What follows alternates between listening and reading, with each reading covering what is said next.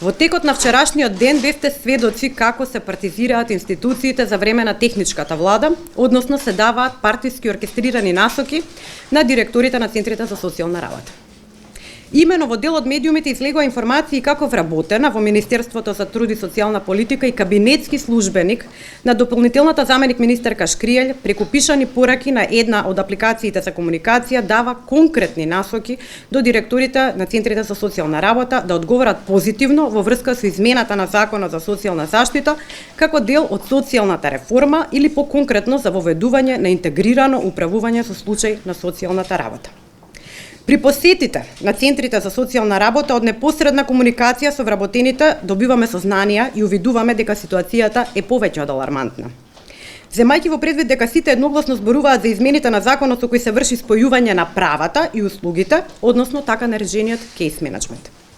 Имено вработените не известија дека обуките не биле извршени во таа насока, односно спојување на права и услуги, туку спојување на посебните категории поединечно. Поради оваа причина беше побарано од директорите на центрите за социјална работа да не известат за нивно мислење, препораки, забелешки и проблеми со кои се соочуваат по однос на законските измени и системот на интегрирано управување со случај, а од страна на директорите на центрите за социјална работа добивме идентични, позитивни одговори, за кои претходно биле дадени инструкции од страна на кабинетскиот службеник на дополнителната заменик министерка Шкриелј.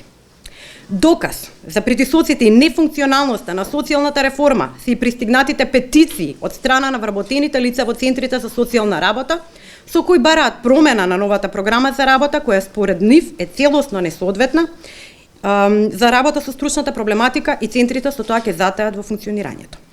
Поради овие причини, уште еднаш ги повикувам раководните лица и сите вработени во центрите за социјална работа да се ослободат од стегите и притисоците кои им ги прави дополнителната заменик министерка Шкриелј, односно власта, и да ги извршуваат работните задачи професионално, да постапуваат согласно законите, а интересите на граѓаните секогаш ќе ги ставаме на прво место. Доста е. Ви благодарам. Дали некој има прашање? Да. Нели овие прашања треба да ги решавате заеднички во кабинет, а не надвор пред новинарите, пред медиумите, во јавноста, бидејќи сепак нели по исто министерство сте велите власта и вие сте властни на тоа? Не, јас сум технички министер. Да, имате право, треба прашањата да ги решаваме во рамки на министерството. Во однос на позиционирањето на кабинетот и моето доаѓање во ова министерство беше повеќе од еднаш пружена рака. Направивме неколку состаноци во кои што побаравме достоинствено да го износиме товарот во предизборието. Само 100 дена. 4 месеци е премногу да се каже. Значи 100 дена имаме во период во кој што треба да стоиме гордо, сите заедно, со исправена глава и да покажеме пред граѓаните и меѓународната заедница дека сме достоинствени и можеме. Меѓутоа тоа не го дочекавме од спротивната страна, како што можете и да видите. Веќе излегуваат докази за обструкцијата на работењето на кабинетот. И ова е повеќе небулозно и детско. И навистина е доста. Дали ќе го пријавите може со надлежните институции?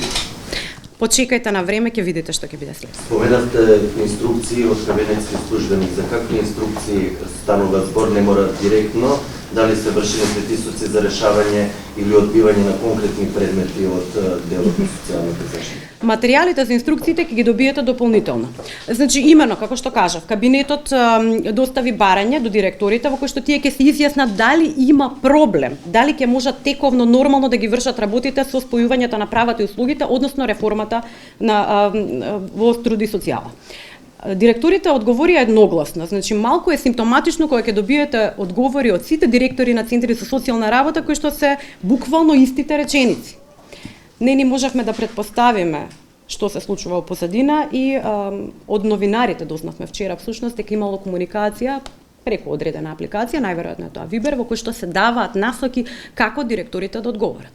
Од друга страна, кога ги посетуваме центрите, од една страна наидуваме на парализирани вработени, кои што шепотат, кои што ни додаваат ливчиња со информации дека системот нема да биде функционален. Тоа укажува на страф. Ќе ве молам, страф од кого? Ние сме сограѓани. Страф од што? Што може да се случи? Заради тоа ги поздравувам оние вработени во центрите за социјална работа кои што изготвија и петиции, ќе ги добиете и петициите, и пропратни писма на истите во кои што викаат да, ние решивме да се изјаснеме и да кажеме дека реформата е избрзана, дека не сме подготвени, дека немаме доволно обука и дека овој систем ќе биде дисфункционален баш во периодот на предизборие.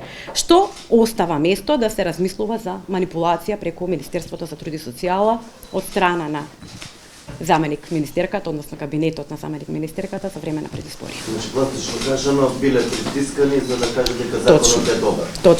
Точно. Инаку, ако сакате дополнителни информации, може и да прошитате по ходниците на ова министерство. Што е суштината на кратко, значи, за реформата? Каде би биле кочниците, еве конкретно?